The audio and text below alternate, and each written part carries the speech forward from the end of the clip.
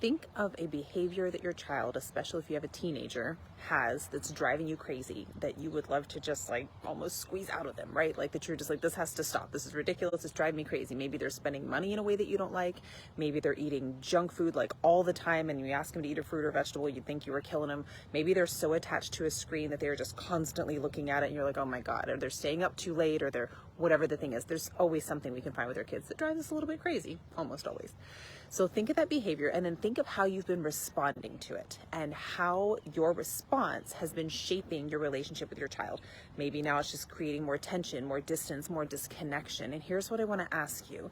If nothing ever changes with your child, if they always keep doing the exact same thing they're doing now, how do you want to be? How do you want to show up in your relationship with them? How do you want them to look at this and be like, man, even though I was going through this, in my life, here's how my parents showed up. Here's how they were when I was going through all that. Maybe their room's always a disaster. Maybe they don't want to help around the house, whatever it was, that while they're being teenagers or being kids, who do you want to be if nothing changes? Because ultimately, think of how hard it is to change yourself anyway, right? We all have things about ourselves we want to change, and it can be a struggle.